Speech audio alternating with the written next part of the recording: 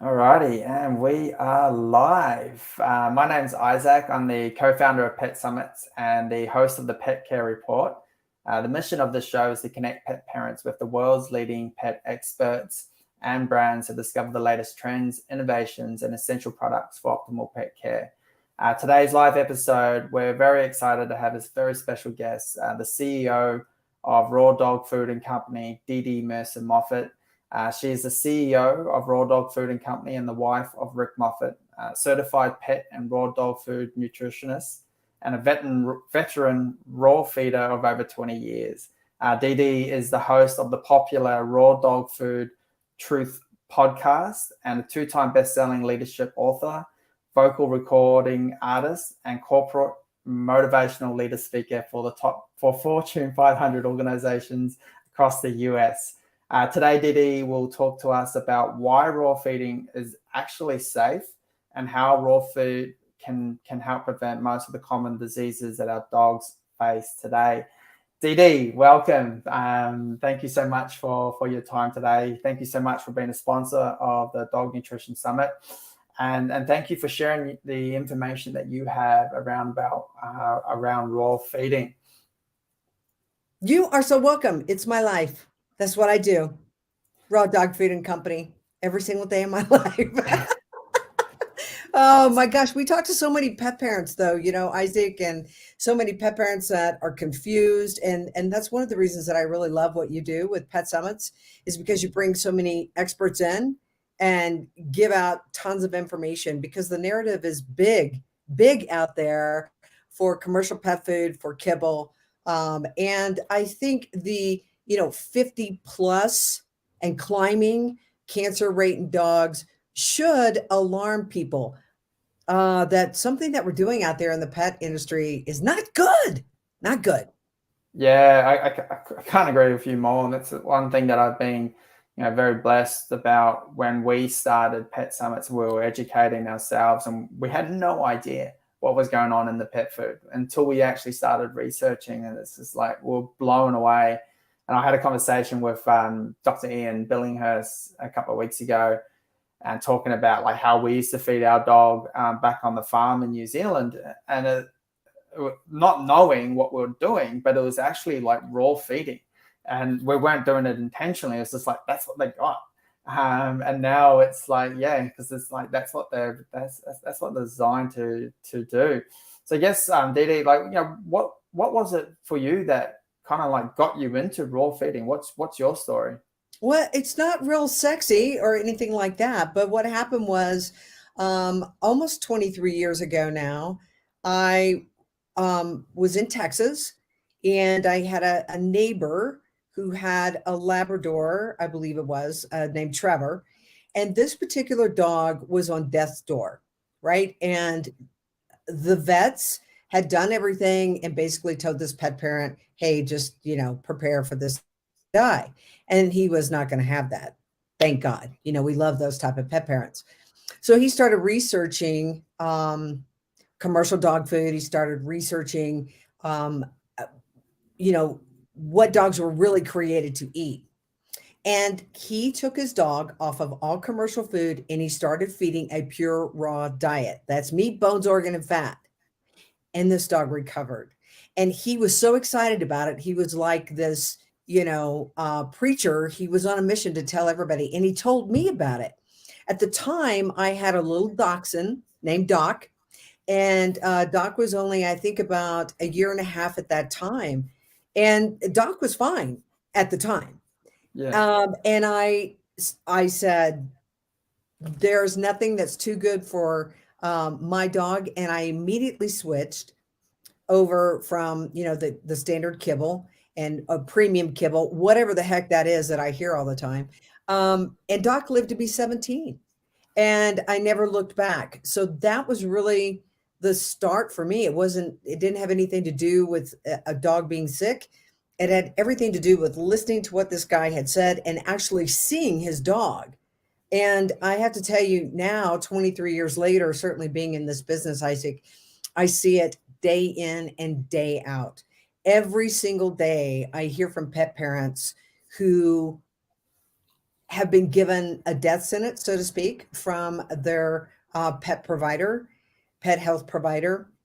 And as a last ditch effort, sometimes they will come over to raw. And I have seen so many dogs that have been diagnosed, especially with the gut issues like EPI, IBS, IBD.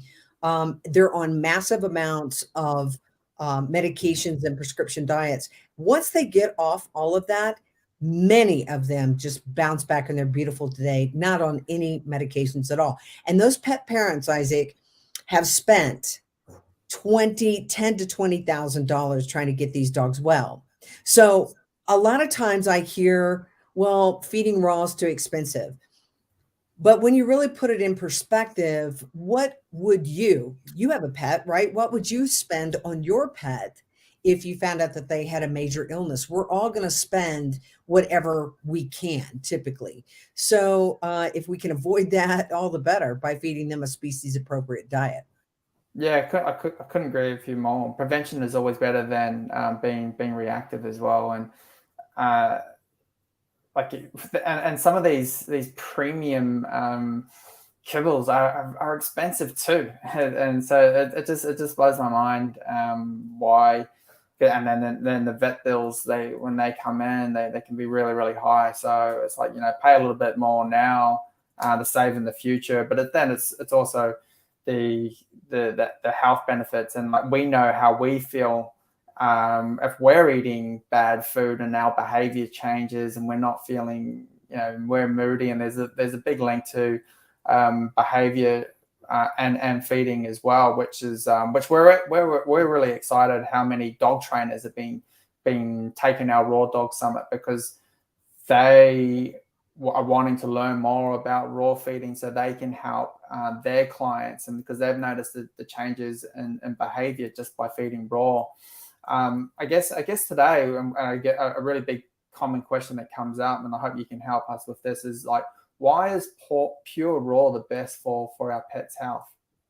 Well, if you think about it, real food has real vitamins and minerals, right? When Isaac did all of the synthetic and fake vitamins and minerals, petroleum-based vitamin and minerals come in. And if you really look at why they entered into the pet food, you have to look at, well, what is kibble, right?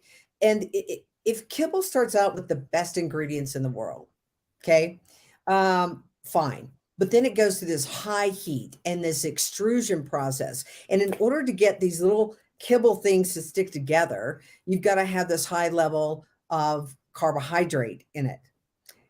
Now, the dog would not eat this. I guarantee you, if they just took it out and gave it to a dog, there's no way a dog would eat it. It'd be like cardboard. So they have to spray it with synthetic vitamins and minerals. And the body, Dr. Connor Brady, who was in one of your summits, he just put out a thing today, I think it was today, in a Facebook group, where he was talking about stop putting zinc in your dog's food, right? Because the body does not recognize these fake vitamins and minerals. And many of them are dangerous for our pets.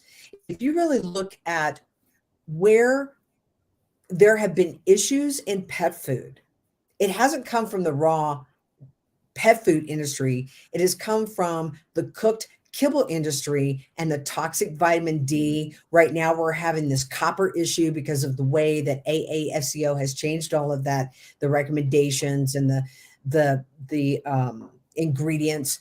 So fake stuff just doesn't work.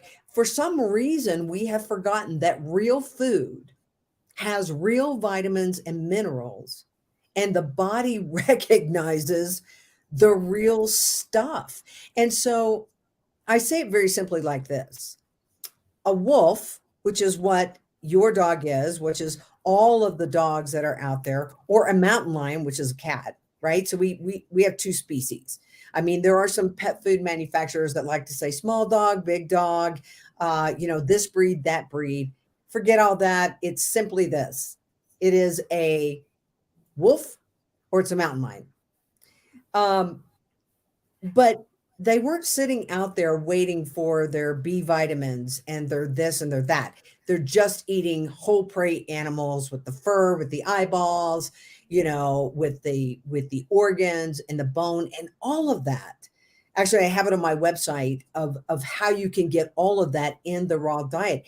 And the body works synergistically. It knows how to work together and what it needs. And if you start jockeying, right, with, let's say you start throwing in a bunch of synthetic copper or synthetic vitamin D or synthetic zinc, you're going to throw something else out of whack.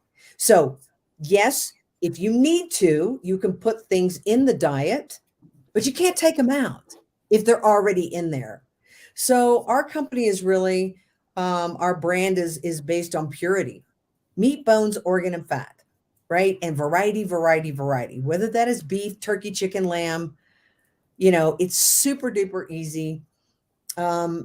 There's a lot of people that want to make this complicated, Isaac, and it's just not that complicated, especially today when companies like ours are putting these together for you. I mean, I'm sure you don't have time to go out and source pancreas and kidney and bone and all these. I certainly don't, and I'm fortunate because I'm in Bali right now. I've outsourced that to my mum, and which she loves. You didn't take your dog to Bali with you?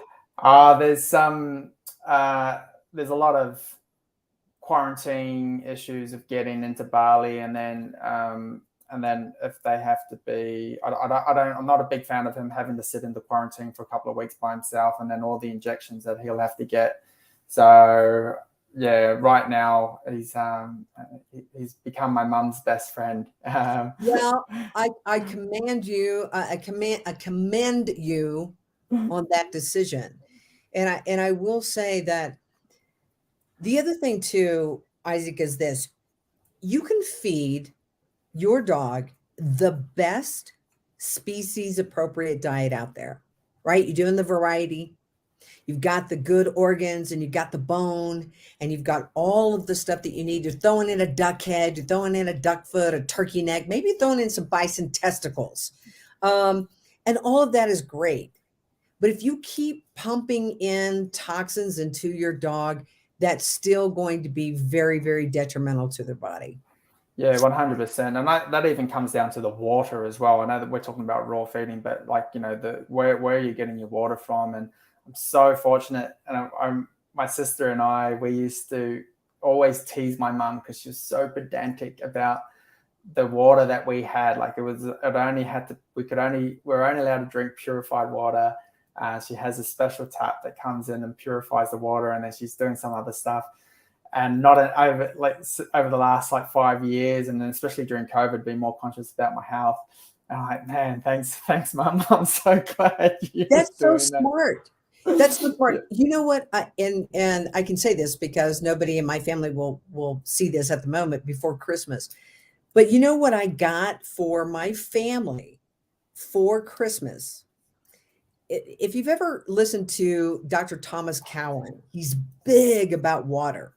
Yeah. Water and how it relates, structured water, and how it relates to cancer in our body, in our pets' bodies. Anyway, he has these wands, and I won't go into a big deal, but basically you can structure your water with these wands.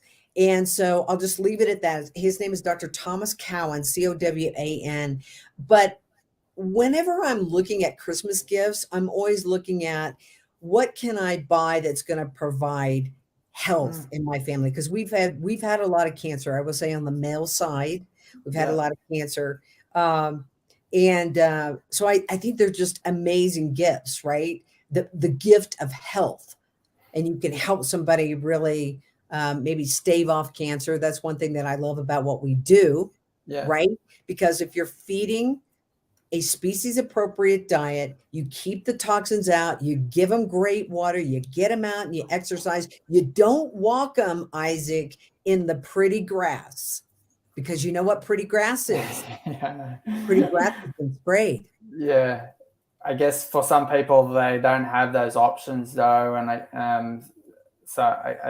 there are yeah, I guess it depends on where you are, and not everyone is in the mountains. Fortunately, I did notice where I was in Australia, they recently started putting up signs to let you know that they've actually sprayed that area, which I thought, oh, that's really good. So I knew not to take my dog on that grass. So I thought that was helpful.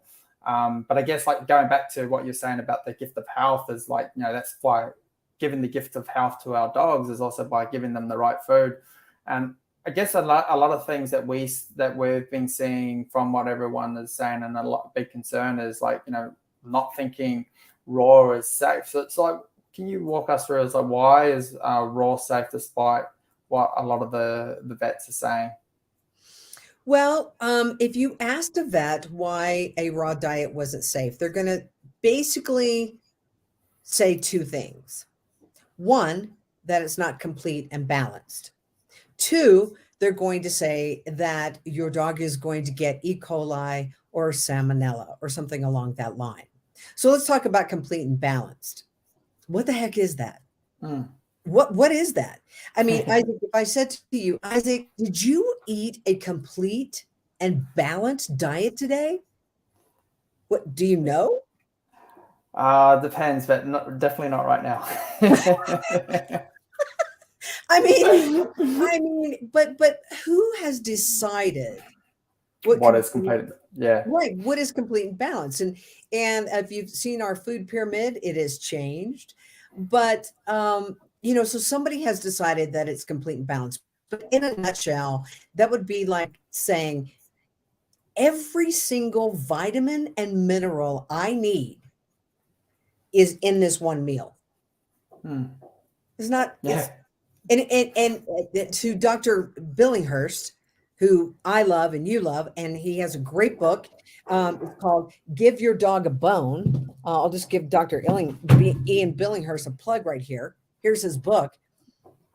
He talks about that. He talks about complete and balanced in his book, and he's like, that's just a bunch of hogwash, right? And he said it's not only impossible, it is dangerous for those reasons that I stated earlier, that if you try to micromanage every little mineral, macronutrient, micronutrient, you're gonna cause a problem in your dog. So it cause a problem with yourself as well. Like what I see, and I was doing that to myself, is getting stressed out and like, oh, do I have enough? Do I enough?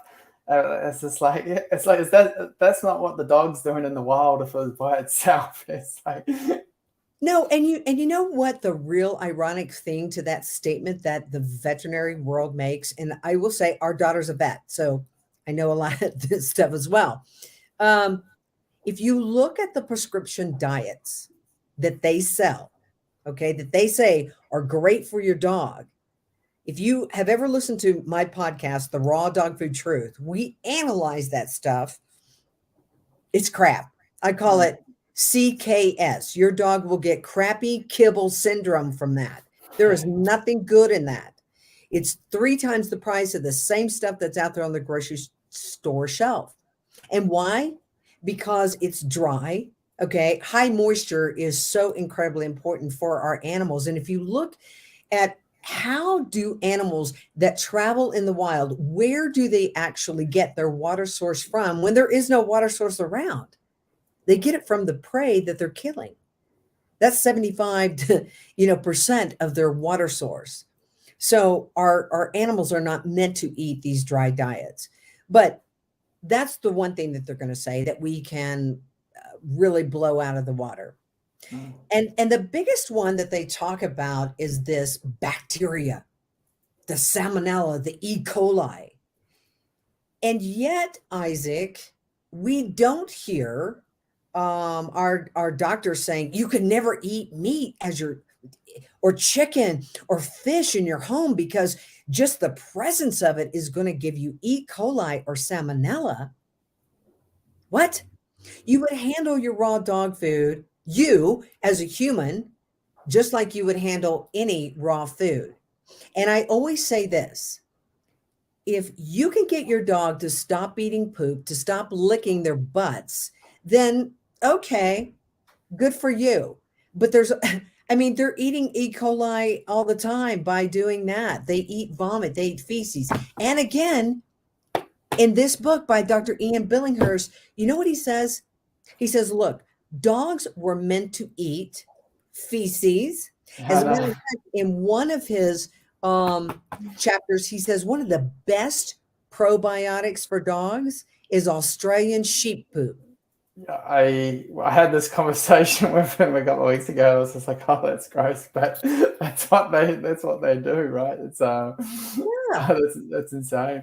Well, I guess, and the other thing too, Isaac, is they have very small digestive tracts, right? yeah, And they're that bacteria, I mean, it just is not a thing for them. And so what these people are really talking about is the possibility of humans getting sick. But in the video that I did for Pet Summits, I brought out that if you really look at where humans have gotten sick and where the studies show um, where has the majority of sickness come from? It has come from the dry kibble foods. 97% of any human sickness is coming from that dry kibble food with aflatoxins, mycotoxins. 1% was, and I will underline this word, assumed to have come from a raw pet food. 1%. yeah, yeah, okay. And that's like, I know I haven't gotten sick from anything. I didn't even realize that was a fear that people had until we started doing this. What the next question, like, why is it important when your pet is sick with, let's say, kidney disease or heart issues or allergies or even cancer? Why is it important to feed them raw, or how can that help or prevent? If you think about it, the body is already under duress, right? There's already something going on, and the body is trying to purge itself or it's trying to heal. So the question would be like this, to put it in a human perspective. If you were sick, Isaac, let's say you had cancer, okay? Would you want to eat donuts, or should you eat donuts every single day, or drink sugary sodas, or drink alcohol, or things that would tax your system? Mm. You wouldn't do that. And yet people for some reason have that fear, and we are like, you want a food that is clean. And when we mean clean, we're talking about there are no carbohydrates, right? If you look at most commercial pet foods out there, they're not going to list the carbohydrates. There's a formula for that, but they're up in excess always of 40%. Okay, that's one. Number two, it's dry. The body is mostly water, right? So we're taxing the kidneys, we're taxing the liver, we're taxing the organs. And if you don't get the right amount of protein in your body, then your body starts eating its own, especially in cats. So it makes zero sense that if you have a dog or a cat or a horse or whatever, or a human in a compromised position, that you would feed them a substandard food. Certainly, if you have cancer, you don't want to be feeding it synthetics, flavorings, high sugary carbs. You want to feed the body what it needs in order to assist it in healing, not go the other way. Yeah, 100%. And the food is thy medicine, I think. Was it Let Aris? thy food be thy medicine. Yeah, let food be thy medicine. It's so Yeah. true.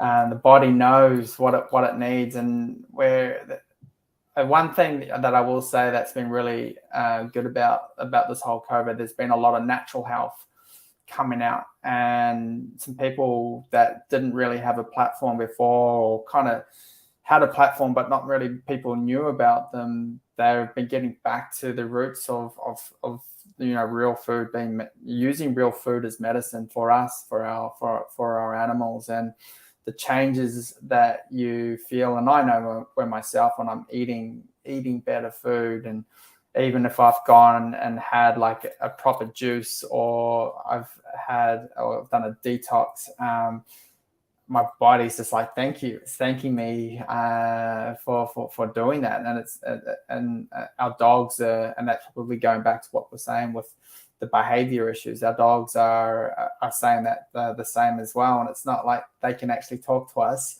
and so they can say, hey, I'm not feeling too well right now.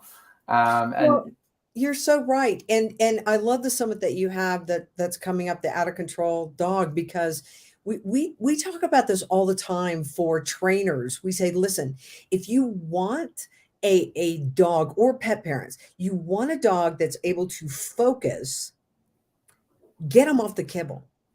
Right? Because it's the think about this, they have like this sugar high all the time. And one of the comments that we get from new people that get off a kibble and come over to raw, they're like, could it really be that I have a better, behaved dog? I mean, my dog's attitude has changed. They've calmed down. They're happier. They're not as rambunctious. And I'm like, yeah, because it's just like you sending your kids to grandma's house and she packs them full of sugar and cookies, and they come home and they're bouncing off the wall. They're not bad kids. They're just jacked up on sugar. 100%.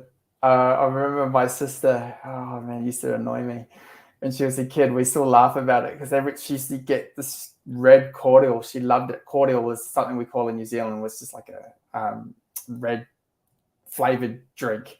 And it's just all sugar. And she would go crazy and hyperactive whenever she had it, bouncing off the wall like gummy bears. And it's just like, well, that's because she's just finished having sugar, sugar's so bad for the body. I know. And do you think it's even fair? Think about this, Isaac. And I have two German Shepherds. So I have two. I have one protection dog, and the one that's on my website, she's my 14-year-old. Is it fair to a dog that you feed them a food that's got them totally jacked up on sugar, so they're naturally going to act out? Okay. Then you're going to put them on a collar. And I'm all for proper training with the proper devices. But then you're going to scold them or get onto them or be tougher on them for their actions because they can't focus. You've given them the drug, the sugar, they can't focus, and now you're going to yank the crap out of them and scold them because they can't focus. Yeah, exactly. I couldn't agree with you more. And that's also part of, I guess, we spoke a lot about that on our anxiety summit. Is the pet parent is also part of the problem, right? It's like, which is very, very, very true. We have a couple of questions from the audience, which I'd like to just open this up to now. I've got a question from Barbara. Her question is how do we convince people that raw feeding also includes balancing fruits and vegetables or vitamins and minerals? I keep seeing people just throwing raw meat at a dog and feel like they are feeding raw. What's your thoughts and comments about that? Well, I think that you leading as an example is better than trying to tell people how to do things, right? And I do agree with Barbara that raw feeding is not just feeding meat, right? So we have to have the organs, we have to have the bone. We need some different things in there. We need variety. Fruits and vegetables are fine. But I would say if you have an animal that you feed that way, and you can share with maybe your blood work.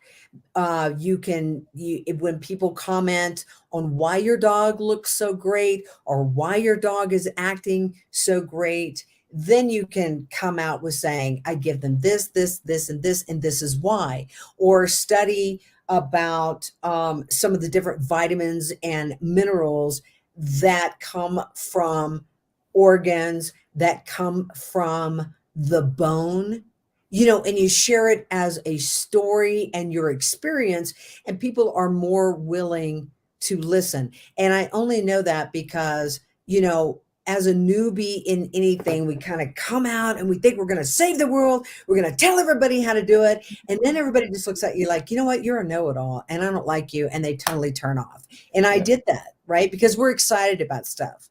But I think over the years, just really, really understanding that nobody likes to hear that they're stupid or that they're doing it wrong, right? So we have to be more gentle and share our stories and our experience. I hope that's helpful. Yeah, no, I couldn't agree with you more. And I guess that's probably why with my mum, with her all well-intentioned, she was like pushing it down her throat. I'm like, nah, I don't want to hear about it. But she was right. And I hate, no, that was so bad. It's like going back to my mum, I was like, hey, sorry, I think you were right. And she's like, oh. You apologized. That's awesome. We have another question here. Carnivore. I'm not too sure. I have heard of them. What about carnivore? Never seen a short list of ingredients like that. Duck, pork, liver, eggs, ground organic, sprouted. Fava beans. Yeah, I don't know what that is. Flaxseed or ground organic sprouted lentils, sprouted peas, potato starch, apples, carrots, and sea kelp. I'm not really too sure what that question is about.